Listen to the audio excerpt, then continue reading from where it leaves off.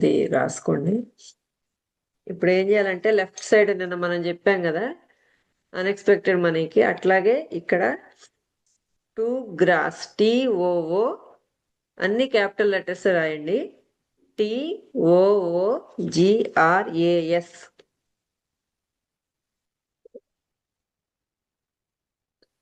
TOOGRAS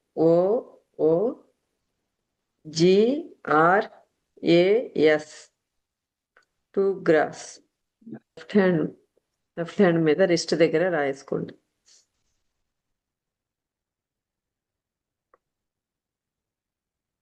left side left hand మీద అయినా కావచ్చు, అందరు చూస్తున్నారు అనుకుంటే కాలు మీద అయినా రాసుకోండి, మీ ఇష్టం. లెఫ్ట్ సైడ్ రాసుకోవాలి, లెఫ్ట్ హ్యాండ్ కానీ లెఫ్ట్ లెగ్ కానీ. పెండ్యులంకి హోపోనోపోనో చేయండి ఒక 11 సార్లు. పెండ్యులం ఇప్పుడే వస్తే గనక దీనికి హోపోనోపోనో చేయండి. Dear pendulum, I'm sorry, please forgive me, thank you, I love you అని చెప్పుకోండి. అది ఎక్కడెక్కడి నుంచో అన్ని ఊర్ల నుంచి తిరిగి వస్తూ ఉంటది కాబట్టి మనం హోపోనోపోనో చేసుకుని వాడాలి. ఎస్ అయితే ఎటు చూపిస్తావమ్మా అని అడగండి దాన్ని. మీరు క్వశ్చన్స్ వేస్తా ఉండాలి, రకరకాల క్వశ్చన్స్ అడుగుతూ ఉండాలి అనమాట.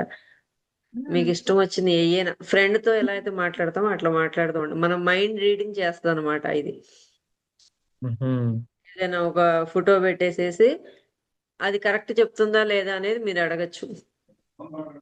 ఆ ఫోటో పెట్టేసేసి అమ్మాయి ఫోటో అయితే అబ్బాయి అని అడగచ్చు. పెట్టచ్చండి ఫోటో. ఫోన్ లో అయినా పెట్టచ్చు, విడిగా అయినా పెట్టుకోవచ్చు. ఫోన్ లో అయినా ఫోటో చూపించి దాని మీద అలా పెట్టచ్చు, లేకపోతే విడిగా మామూలు ఫోటో ఏదైనా పెట్టేసేసి ఇలా అడగచ్చు. ఇది నా ఫోటో, నేను ఇది అది కరెక్ట్ చెప్తుందా లేదా నేను దాన్ని టెస్ట్ చేయడం కోసం నేను ఈ అబ్బాయి అని అడుగుతున్నా. ఇది అబ్బాయి, ఇది చూడండి కనిపిస్తుందా? అడ్డంగా తిప్పుతుంది, కాదు అని. అర్థమైందా? ఇప్పుడు అమ్మాయి అని అడగండి. ఇప్పుడు అడుగుతాను. ఇప్పుడు సైలెంట్ అయిపోయింది, నేనేం అడగట్లేదు కదా. అక్కడే వైబ్రేట్ అవుతా ఉంది చూడండి. ఇది అమ్మాయి, చూడండి ముందుకు వస్తుంది, ముందుకి వెనక్కి వెళ్తుంది. ఎస్ అని కనిపిస్తుందా? అట్లా ఎస్ అయితే ఇట్లా చూపిస్తుంది, నో అయితే ఇలా అడ్డంగా తిప్పుతుంది. మనం అట్లా. ఇప్పుడు నేను దీనికి హోపోనోపోనో చేస్తున్నా. Dear Lakshmi, I'm sorry, please forgive me, thank you, I love you. Dear Lakshmi, I'm sorry, please forgive me, thank you, I love you. ఇప్పుడు క్లాక్ వైజ్ లో తిరుగుతుంది చూడండి.